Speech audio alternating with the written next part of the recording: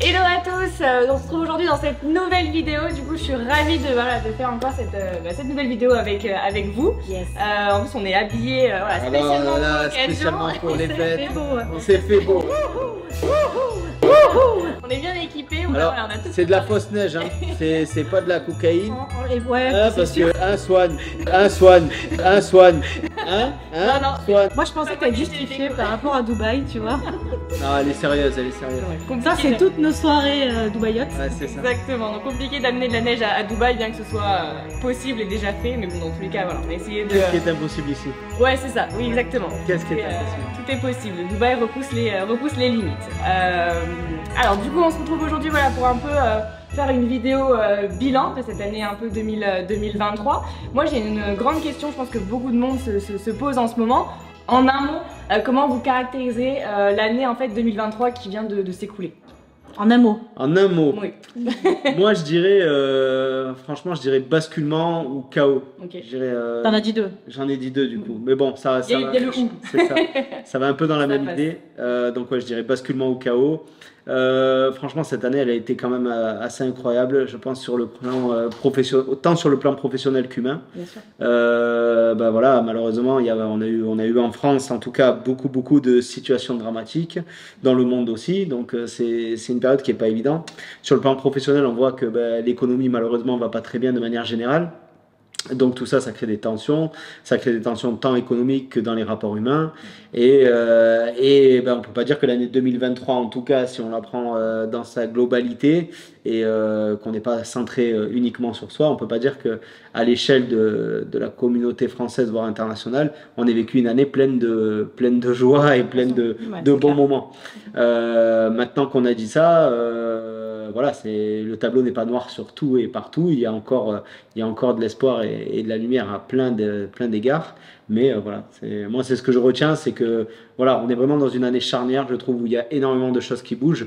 On pourra parler peut-être tout à l'heure de l'intelligence artificielle qui est quand même une vague qui va révolutionner très certainement à la fois les rapports humains et la manière dont on a d'approcher le monde du travail.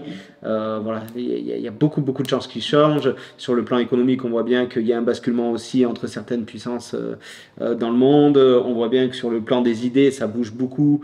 Et donc, voilà, il y a de plus en plus de mouvements à ce niveau-là aussi.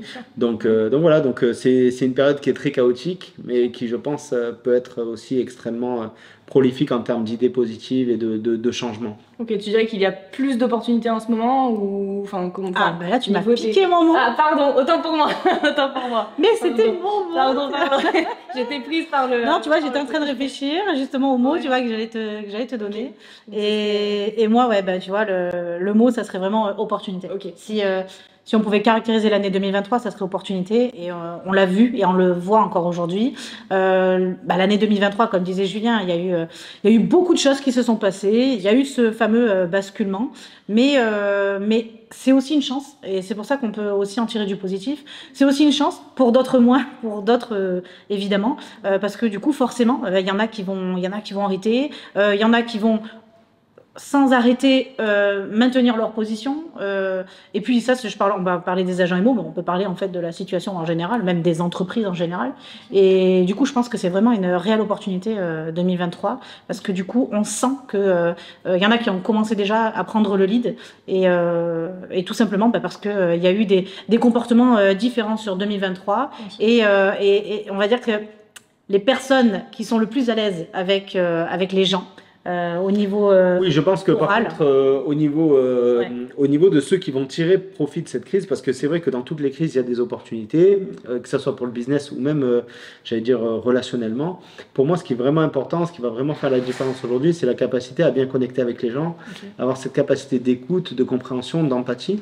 Aujourd'hui, on le voit dans plein de domaines de la vie, comme par exemple même dans les rapports humains de séduction. Voilà, on en parlait il y a pas longtemps, mais c'est vrai, les gens sont très inauthentiques. On a vite tendance à juger, les gens ne savent plus se parler, si ce n'est derrière un écran. Quand après il faut recréer du vrai relationnel, des vrais rapports humains, ça devient très compliqué. Aujourd'hui, on le voit même, les agents immobiliers d'aujourd'hui qui démarrent aujourd'hui leur activité. Nous, à notre époque, je dis pas que, bon, toi tu avais fait de l'immobilier il y a quelques années déjà, Nous, à notre époque, c'était inconcevable de ne pas aller vers le prospect. Aujourd'hui, on a 80% des agents IMO qui fuient la rencontre avec le prospect et qui attendent que la personne vienne à eux. Ce qui est quand même dramatique dans un métier commercial où on fait ça pour justement aller au-devant de l'humain, pour être en contact avec l'humain. Eh bien, aujourd'hui, on a 80% des conseillers immobiliers qui fuient cette relation, en tout cas, qui fuient le fait d'aborder les clients. Et pour moi, c'est extrêmement dommage parce que pour moi, ça traduit deux problèmes de notre société, inhérents à notre société. C'est que les gens ont peur, ont une vraie peur de l'autre, qui est, à mon avis, totalement fantasmatique. Et l'autre problème, c'est qu'aujourd'hui, on ne sait absolument plus s'exprimer, on ne sait absolument plus entre guillemets séduire, et je parle pas de relations amoureuses là, on ne sait plus séduire les gens, on ne sait plus aller vers l'autre, on ne sait plus écouter, poser les bonnes questions, s'intéresser à l'autre, voilà. Pour moi c'est un vrai problème. Ouais, mais ça en même temps, on peut pas non plus... Je dirais pas que c'est pas leur faute, mais c'est aussi la société qui fait que aussi. Parce que on s'aperçoit aussi que les gens sont de plus en plus méfiants. Moi, je parlais de la drague, par exemple, mais de la drague, y en a plein qui vont nous le dire aujourd'hui. Ouais, mais quand j'ai envie de démarcher des gens sur Facebook, juste par exemple pour discuter avec eux, parce que c'est des potentiels prospects, etc. Du coup, si moi je suis une femme et que je vais démarcher un homme, du coup, voilà, on va croire que machin, etc. C'est plus difficile, ou à l'inverse. Enfin, et voilà. Et au final, les gens, du coup, ils ont presque peur en fait de faire ce genre de choses. Pourquoi? Parce qu'aujourd'hui, on est méfiant. Aujourd'hui, les gens, ils sont méfiants. Pourquoi ils me contactent? Qu'est-ce qu'il me veut? C'est limite. On a plus ce genre de relations-là en France. Et du coup, je pense qu'il y a eu de mauvaises expériences qui ont fait que du coup, on arrive aujourd'hui à justement ça. C'est-à-dire, avant, les gens, ils faisaient, quand ils étaient agents IMO, ils disaient, moi, je suis agent IMO. Et le premier truc qu'on entend, c'est, je suis agent IMO parce que j'aime l'humain.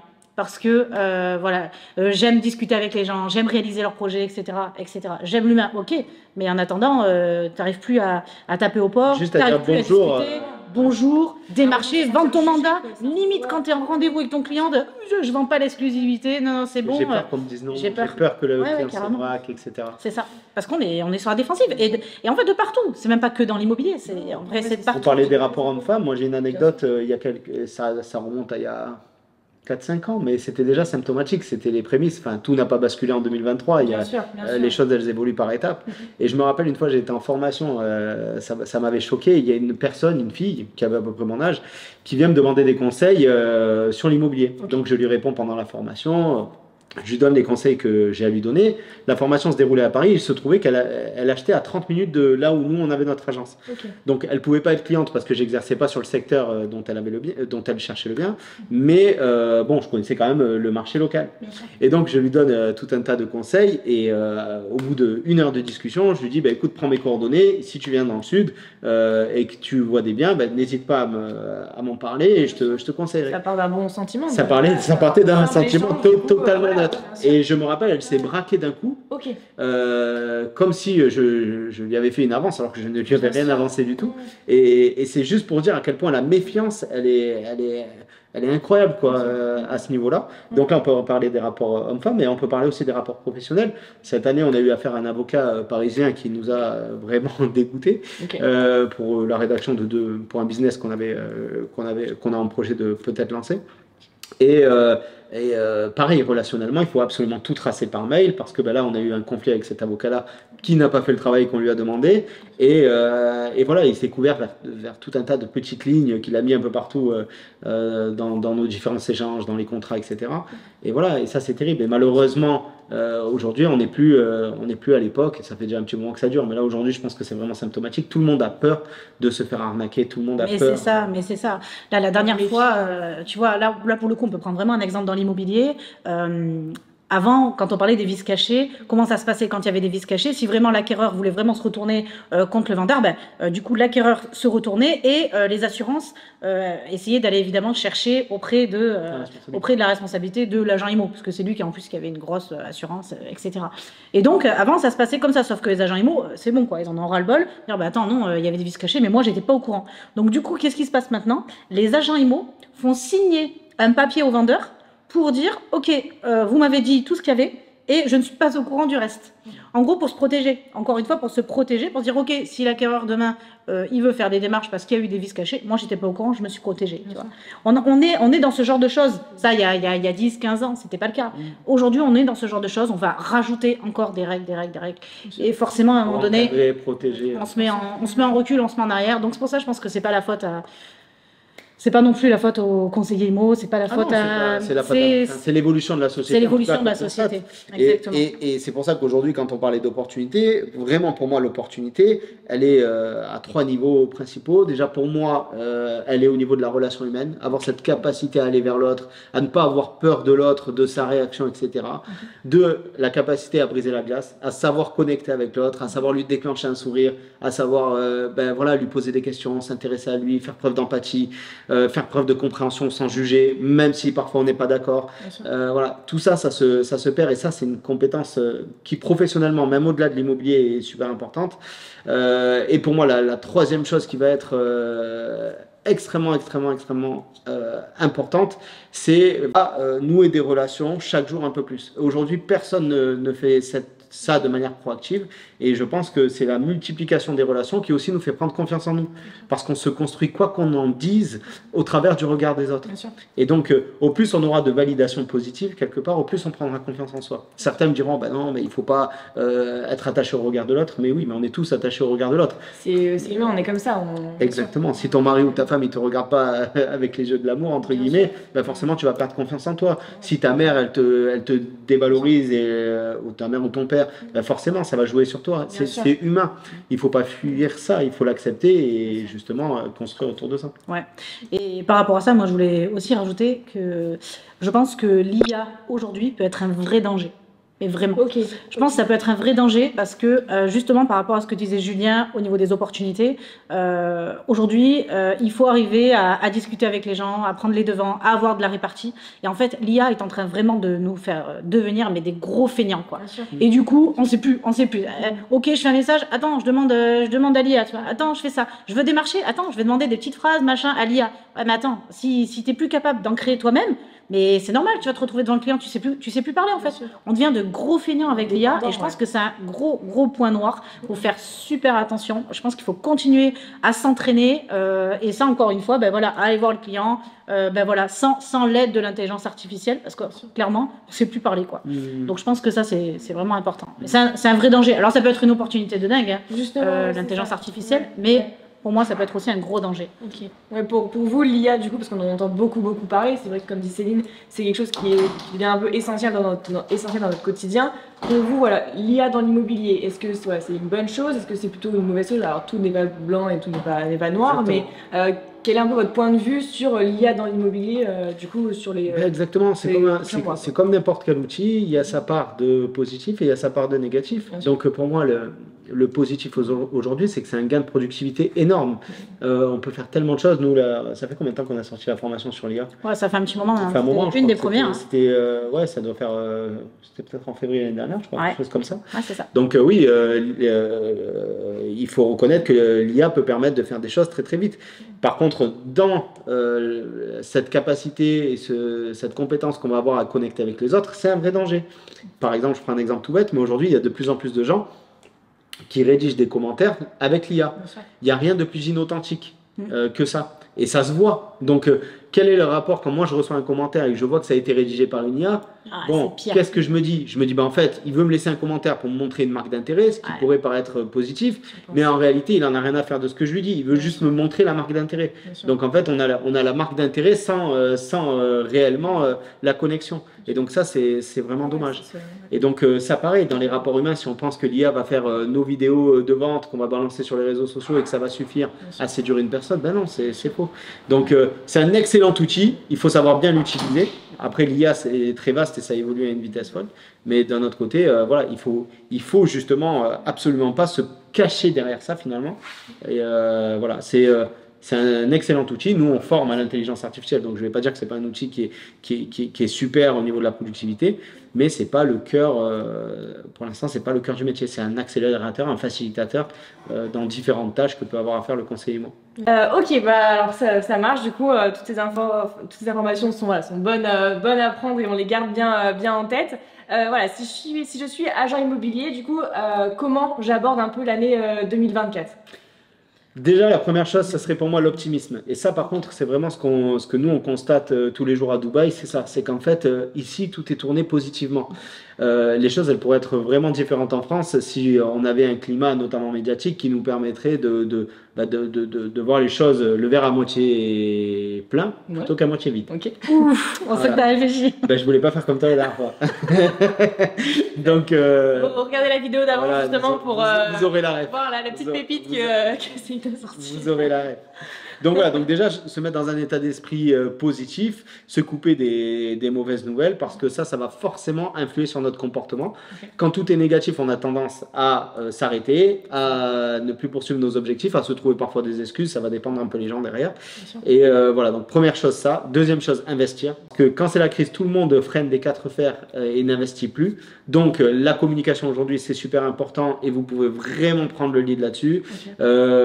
Que ce soit dans les formations, dans les coaching, que ce soit dans tous les domaines, il faut que vous investissiez. Ça, c'est hyper important. Et le lead que vous allez prendre en temps de crise, il est irrécupérable. C'est-à-dire que si vous arrivez à vous démarquer, à avoir un positionnement qui est unique et clair, personne ne pourra revenir vous chercher sur vos secteurs. Donc ça, c'est très important. Pour moi aussi, ce qui est très important, il faut vraiment investir dans le recrutement parce que dans cette période de crise, il y a énormément de gens qui se posent des questions sur leur vie. On le voit, le développement personnel, ça cartonne. Il y a de plus en plus de gens qui se tournent vers des coachs de vie, etc. J'en dirai pas plus sur ce sujet. Mais voilà, il y a vraiment des gens qui sont aujourd'hui un peu en panique sur leur avenir. Et donc, comme ils doutent, ils cherchent des solutions. Et là, on peut vraiment se positionner comme étant une solution propice à leur épanouissement professionnel. Donc voilà, je miserai sur ces 3 points-là. 1, faire preuve d'optimisme en se coupant de toutes les nouvelles négatives. 2, investir dans tous les domaines possibles pour arriver à se démarquer et prendre le lead sur son marché. Et 3, s'axer vraiment sur le recrutement pour développer une équipe et donc se sécuriser un petit peu l'esprit et les revenus. Voilà. Ouais. Moi, j'ai 2 choses à dire par rapport à ça. Sur le premier point, déjà, ton premier point, c'était l'optimisme. L'optimisme. Je trouve qu'on voit de plus en plus, de toute façon, de personnes qui commencent à essayer de le faire. En tout cas, il y a beaucoup plus de gens enfin, je trouve, moi, en France, qui disent moi, je regarde plus d'infos. On l'entend de plus en plus. Moi, je regarde plus d'infos, ça y est, c'est terminé. Parce que les gens, ils n'en peuvent plus, en fait. C'est au quotidien, c'est une overdose. Tu vois, avant, tu avais un peu de positif.